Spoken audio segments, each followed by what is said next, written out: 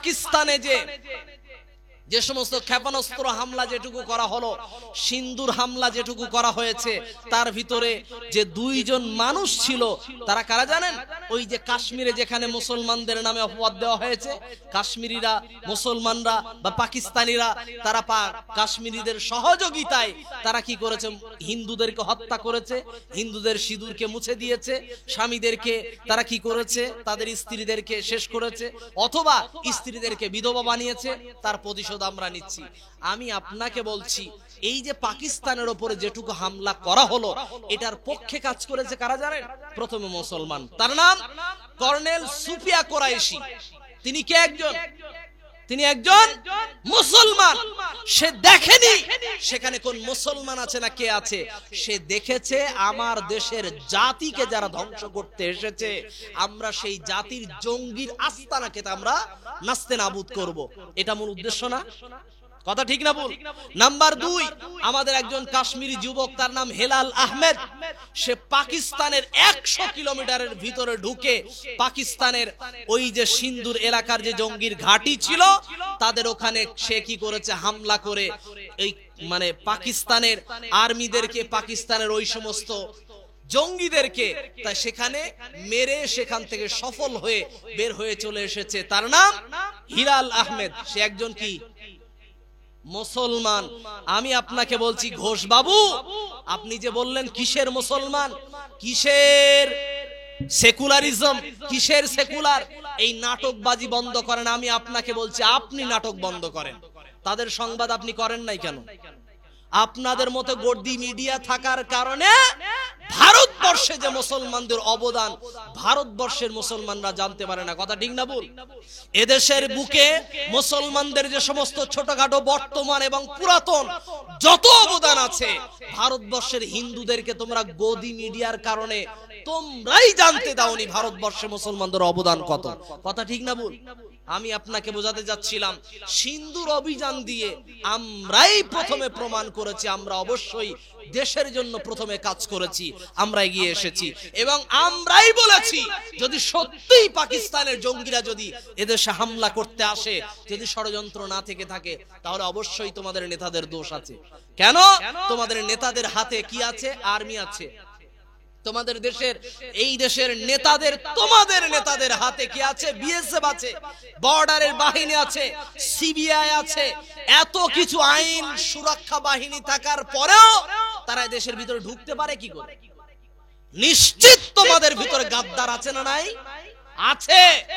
এর জন্য তোমরা পুলিশ অফিসারকে, কোন একজন পুলিশ অফিসারকে তোমরা কি করেছো? তাকে তোমরা রিজাইন করতে বাধ্য করেছো, অথবা তাকে তোমরা সাসপেন্ড করেছো। বলতে চাইছিলাম, গাদ্দারকে আগে চিনতে শিখুন।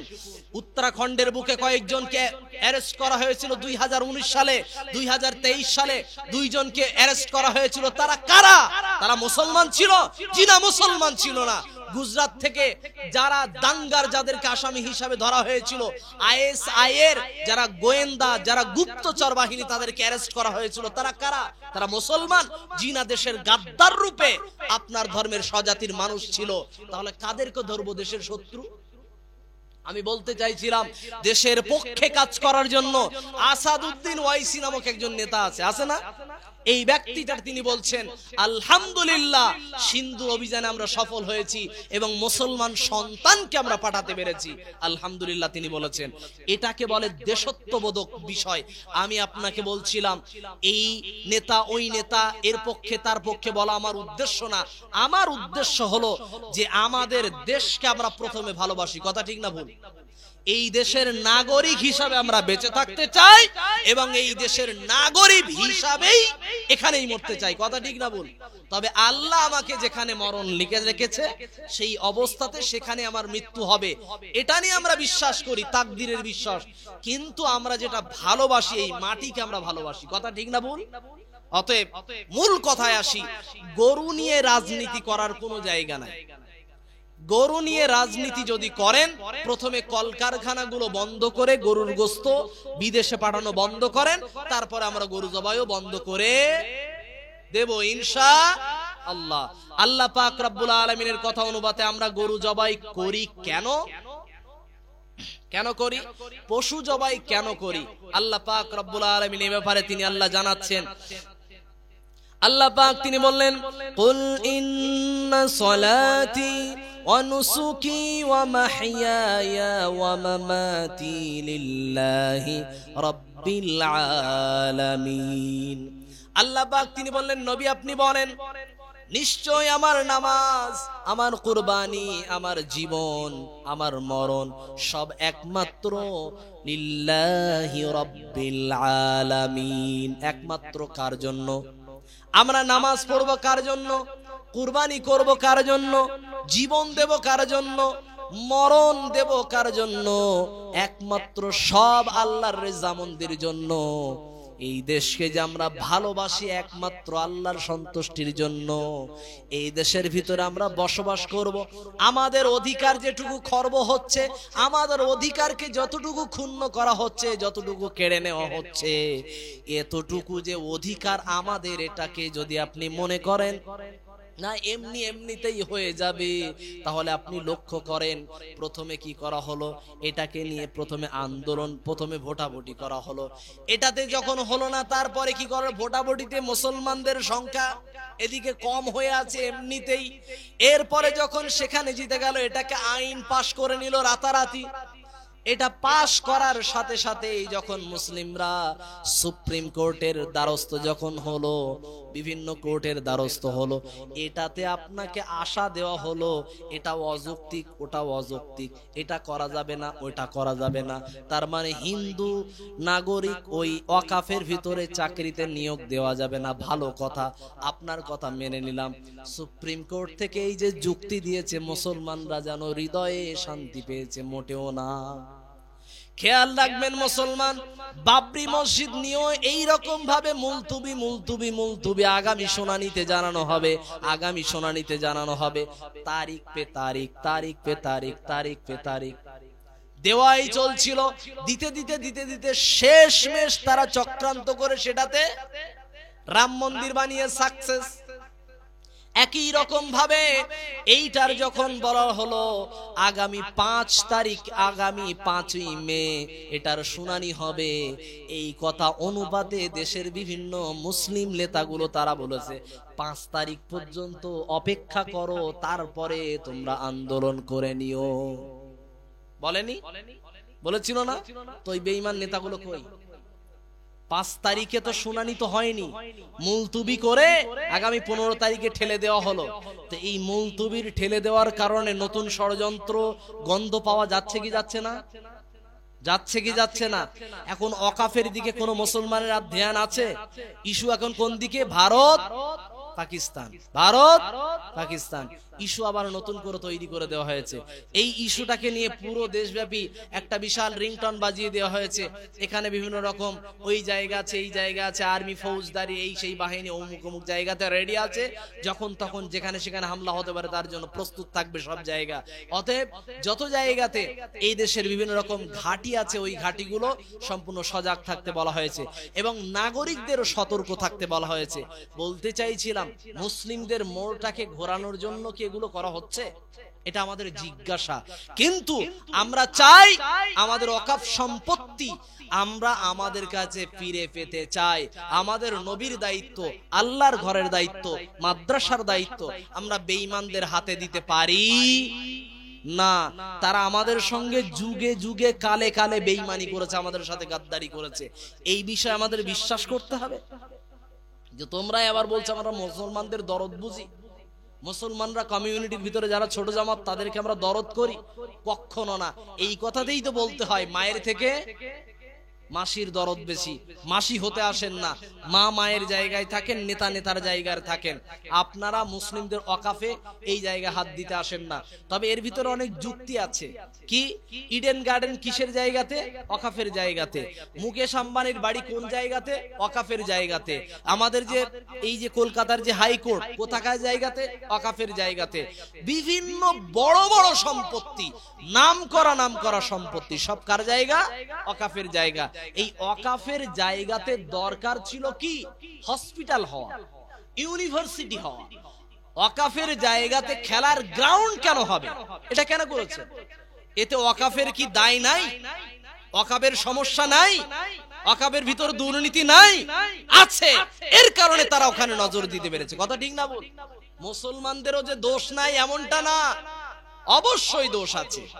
ওয়াকাফের এত সম্পত্তি আছে, আগামী 100 বছর পুরো মুসলমানরা যদি সবাই মিলে এমনিতে না খেটে যদি বসে খায়, তারপরে ওয়াকাফের সম্পত্তি শেষ হবে না। এত সম্পত্তি আছে। দেশের 3 নম্বরে, ভারতবর্ষের 3 নম্বরে সম্পত্তি ওয়াকাফ সম্পত্তি। এত সম্পত্তি আছে। এই সম্পত্তি নিয়ে করেছেন কি? মাদ্রাসার শিক্ষকগুলো মাদ্রাসার জন্য, মসজিদ তৈরি হবে তার জন্য, মসজিদে মসজিদে, এলাকায় এলাকায়, বিভিন্ন শহরে শহরে, বিভিন্ন জেলায় জেলায়, বিভিন্ন রাজ্যে রাজ্যে গিয়ে বিল কেটে ভিক্ষা করতে হয়েছে। কথা ঠিক না বল? এই জায়গায় ওয়াকাফ দায়িত্ব নিতে পারে নাই? পারতো না? পারতো, কিন্তু নিয়েছিল? নেয়নি। মাদ্রাসাগুলোতে ওয়াকাফ তো নিজে থেকে নিয়োগ দিতে পারত। এই আমাদের মমতা ব্যানার্জি মহাশয়া, তিনি এসে ইমাম মুয়াজ্জিনদের ভাতা ওয়াকাফ থেকে দিল। তারপরে মুসলমানরা ভালোভাবে জানতে পারলো ওয়াকাফ একটা সম্পত্তি আছে। তার আগে জানতোই না। এটা কাদের পরিচয়? এটা মুসলমানদের দুর্বলতা। মুসলমানরা নিজেদের সম্পত্তিকে ধরে রাখতে পারে নাই। দেশের অন্যদের কাছে, গাদ্দারদের কাছে, বেঈমানদের কাছে হাতে তারা সঁপে দিল। ওয়াকাফের সম্পত্তিতে মুকেশ আম্বানির বাড়ি হয় কি করে? কথা বলেন। ওয়াকাফ যদি অনুমতি যদি না দেয়, কলমের খোঁচা যদি না দেয়, সে জায়গা পেল কিভাবে? কথা বোঝাতে পারিনি আমি? পেল কিভাবে? নিশ্চিত বড় একজন বিজনেস ম্যাগনেট, তাকে যদি এই কলমের খোঁচা দিয়ে অনুমতিটা দিয়ে দেয়, তাহলে কি পাওয়া যাবে? কি পাওয়া যাবে? দুর্নীতি নাই? অবশ্যই মুসলমানদের ভিতরে দুর্নীতি আছে। আপনার আমাদের নেতাদের দুর্নীতির কারণে বর্তমান মুসলমানদের এই প্রজন্মের এই হালে দাঁড়িয়েছে। আমি আপনাকে বলছিলাম, নেতা নির্বাচন করা বড্ড বেশি জরুরি। ভালো নেতা নির্বাচন করা, ভালো এমপি, ভালো এমএলএ, ভালো নেতা, ভালো প্রধান নির্বাচন করা শুধু মুসলমান না, এদেশ, এই যে দেশ বর্তমানে আমরা যেখানে বসবাস করছি, এদেশের নাগরিক হিসাবে আমাদের দায়িত্ব কিনা? কথা বলেন। এটা আমাদের দায়িত্ব ছিল, কিন্তু আমরা কি করি? দেখে দেখে জগা মগা, যদু মধু, যাকে তাকে আমরা দাঁড় করিয়ে দিই। না, যার টাকা আছে তাকে দাও, সমস্যা নাই। আমি আপনার কাছে হাত জোড় করে বলছি, আপনার এলাকার মেম্বার সাহেব যিনি আছেন, তিনি খুব ভালো মানুষ, তিনি খুব মহাব্বতের মানুষ, ইসলাম প্রিয় মানুষ। এই রকম মানুষ দেখে দেখে যারা থাকবে, যারা নেশামুক্ত সমাজ গড়তে চাইবে, যারা দেশের ভিতরে যারা যৌন ক্রিয়া বন্ধ করতে চাইবে, যারা পতিতা মুক্ত দেশ চাইবে, যারা মদ মুক্ত দেশ চাইবে, যারা দেশের ভিতরে যত রকম জুয়া মুক্ত দেশ চাইবে, এই সমস্ত নেতাদের বড্ড প্রয়োজন সমাজের ভিতরে। সমাজকে উন্নত করার জন্য, সমাজকে এগিয়ে নেওয়ার জন্য, সমাজকে শিক্ষার দিকে নিয়ে যাওয়ার জন্য আমাদের ভিতরে ভালো নেতা তৈরি করার প্রয়োজন আছে না নাই? অবশ্যই আছে। তাই আমরা চাই, আমরা মুসলমানদেরকে, যারা আমাদের মুসলমানদের ভিতর থেকে আমরা নেতা নির্বাচন করব, প্রথমে চেষ্টা করব, 1, তারা যেন সৎ হয়। নাম্বার 2, সে যেন কম বেশি একটু শিক্ষিত যেন হয়। আমরা চেষ্টা করব তাদেরকে নিয়ে, তাদের পাশে থেকে ভালোবাসার মহাব্বতের চাদরে আগলে রেখে তার সাথে সঙ্গী হয়ে মহাব্বতের সঙ্গে আমরা কাজ করব। যে কোনো পার্টি করতে পারে, এটা নিয়ে আমার কোনো দ্বিমত নাই। আপনি কংগ্রেস করেন, বিজেপি করেন, সিপিএম করেন, আইএসএফ করেন, আপনার ব্যক্তিগত ব্যাপার। যদি আপনি মনে করেন খাল কেটে কুমির আনবেন, কাকে আনবেন আপনি জানেন, আমার দেখার দরকার নেই। আপনার দেশের উন্নতি, আপনার জনগণের উন্নতি, আপনার গ্রামের উন্নতি আপনি ভালো জানবেন কোনটাকে আনবেন। কথা ঠিক না? এটাতে আমার কোনো দায়বদ্ধ না যে কাকে, কোন দলকে আনবেন, ওটা আপনার ব্যাপার। কিন্তু যে মানুষটাকে নির্বাচন করবেন, অন্তত ভালোটা চেষ্টা করবো আমরা, ইনশাআল্লাহ। আল্লাহ তুমি আমাদের সকলকে তৌফিক দাও, পড়ি আমিন। তাহলে আমরা আগামীতে জীবন যাপন করব কার জন্য? আল্লাহর জন্য। আমরা মরবো কার জন্য? আল্লাহর জন্য। যদি আমরা চাই, তাহলে দেশের উন্নত অবশ্যই আসতে বাধ্য। আমাদের কাছাকাছি দেশ, একদম বিভিন্ন রকম ভাবে আলেমরা জেলে জর্জরিত ছিল। কাছের দেশ বাংলাদেশ, আলেমরা বিভিন্ন রকম ভাবে ষড়যন্ত্রের শিকার ছিল। সেখানে সেই দেশ বর্তমানে ভালোবাসার জায়গাতে চলে এসেছে। দেখেন, তাদের দেশের উন্নতি ঠেকানো যাচ্ছে না। কথা ঠিক না বল? ইউনূস সরকার আসার পর থেকে, আমি বলছি না ইউনূস সরকার আমার কাছে প্রিয়, মোটেও না। হাসিনা সরকারও আমার দেশের পক্ষে ছিল, আমরাও চাই ইউনূস সরকারও যেন আমাদের দেশের পক্ষে, আমাদের ভারতের দেশের জনগণের জন্য যেন উপকারী কোনো যেন কিছু আইন প্রণয়ন করে, আমাদের ভারতের যেন উপকার হয়, সেই রকম দিকে যেন তিনি নজর রাখেন। এটা আমাদের মহাব্বতের জায়গা থেকে দাবি। যেহেতু তিনি মুসলমান মানুষ, হাসিনাও মুসলমান, ইউনূসও মুসলমান, আমাদের কোন রকম দূরত্ব ভেদাভেদ কিছু নাই। দুজনের কাছে আমাদের প্রতিবেশী দেশ হিসেবে আমরা আশা রাখতেই পারি। কথা ঠিক না বল? এই হিসাবে বলতে চাইছি, আমরা পুরো আমাদের আশেপাশে যত প্রতিবেশী দেশ আছে আমরা তাদেরকে ভালোবাসবো। তবে কোন দেশ যদি মুসলমানও যদি হয়ে থাকে, আমাদের সাথে যদি গাদ্দারি করে, তাহলে আমরা তাদেরকে ছেড়ে কথা বলবো না, ইনশাআল্লাহ। এদেশের বুকে আমরা দেখেছি বিভিন্ন মানুষ আমাদেরকে কলঙ্কিত করার জন্য, আবার বলছি আমাদেরকে দোষী তৈরি করার জন্য, এই বনগাঁ স্টেশনের বুকে দুইজন ব্যক্তি তারা কি করেছিল, সেখানে তারা আকাইপুর স্টেশনের একটা শৌচাগারের দেয়ালে সেখানে লিখেছে পাকিস্তান জিন্দাবাদ, হিন্দুস্তান মুর্দাবাদ। এই কথা লিখে কে লিখেছে? একজন সনাতন ধর্মের মানুষ, মুসলমান, তাদের নাম মুসলমান, আমি বলছি তাদের নাম কি মুসলমান। দেখেন, চন্দন মালাকার কোন মুসলমান? এটা প্রজ্ঞাজিৎ মন্ডল, এটা মুসলমান, তাই না? এরা মুসলমান, এইগুলো মুসলমান। কোন মুসলমানের মুখ থেকে কোনদিন আজ পর্যন্ত এদেশের যারা নাগরিক আছে তারা কোনদিন বলেনি হিন্দুস্তান জিন্দা, এই পাকিস্তান জিন্দাবাদ কোনদিন বলেনি। কথা ঠিক না বল? তারা অবিরত ভাবে বলে এসেছে হিন্দুস্তান জিন্দাবাদ, পাকিস্তান মুর্দাবাদ। এটা আমিও বলছি, আমাদের দেশের প্রতিটা মুসলমান নাগরিক বলে, এটা আমরা স্বীকার করি।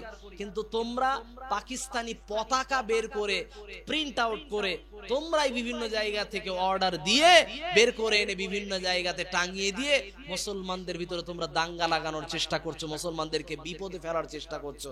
বলছিলাম মুসলমানদের নিয়ে ষড়যন্ত্র বন্ধ করেন, কারণ দেশের ব্যাপারে যত রকম অবদান দেওয়ার প্রয়োজন হয়েছে, স্বাধীনতার সময় ইংরেজদের তাড়ানোর ব্যাপারে প্রথম স্লোগান, প্রথম ফতোয়া দিয়েছিল কারা? উলামা সম্প্রদায়, তারা মুসলমান ছিল। অতএব একই রকম ভাবে পাকিস্তানরা আমাদের এখানে হামলা করতে এসেছিল, তার প্রতিবাদ করতে গিয়েছে তারা কারা? মুসলমান। তাই আমরা চাই দেশের জন্য আমরা মরতে, দেশের জন্য জীবন রাখতে, আমরা দেশের জন্য সাপোর্ট হিসাবে আমরা থেকে যাব।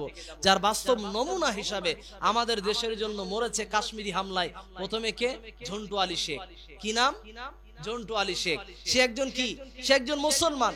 কাশ্মীরের একজন যুবক মরল, তিনিও একজন মুসলমান। এই রকম পর্যায়ে তাদের নাম আপনারা কোন রকম প্রকাশ করলেন না, এমনকি সহমর্মিতাও জানালেন না, সমবেদনাও জানালেন না। তারপরেও আপনারা বলছেন আমরা দেশের জন্য কিছু করি না, দেশের জন্য কোনো অবদান রাখি না। এরপরে আমরা দেশের গাদ্দার। দেশের ভালোবাসার জন্য কি কি প্রমাণ দেওয়া লাগবে? শত শত কোটি কোটি প্রমাণ দিয়েছি, তারপরে আপনাদের মন ভরে না। এই জন্যই বলি, আপনাদের কাছে ভালো হওয়ার থেকে আমরা চেষ্টা করি জমিনকে ভালোবেসে, দেশকে ভালোবেসে।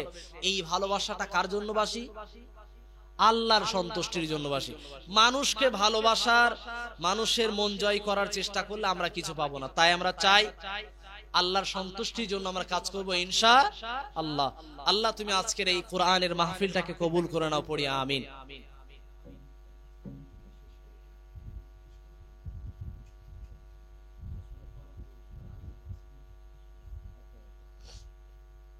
আমরা চাই আল্লাহ পাক রব্বুল আলামিন যেন আমাদের এই মাহফিলটাকে কবুল করে নেন। মাহফিলের ওসিলা করে আমাদের যারা কবরবাসিনী হয়েছেন, আল্লাহ তাদেরকে যেন মাফ করে দেন, তাদেরকে যেন ক্ষমা করে দেন, তাদেরকে যেন জান্নাতি বানিয়ে নেন, পড়ি আমিন। আল্লাহ পাক রব্বুল আলামিন আমাদের দ্বারা যতটুকু ত্রুটি বিচ্যুতি হয়েছে, আল্লাহ তুমি আমাদের এই ত্রুটি বিচ্যুতিগুলোকে মাফ করে দাও, পড়ি আমিন। আল্লাহ পাক রব্বুল আলামিন আমাদের কাছে থেকে যতজনকে অসুস্থ রেখেছেন, আল্লাহ তুমি সকলকে শেফায়ে কামেলা দান করো, অথবা তোমার রহমত প্রেরণ করো, পড়ি আমিন। রব্বুল আলামিন আমাদের কাছে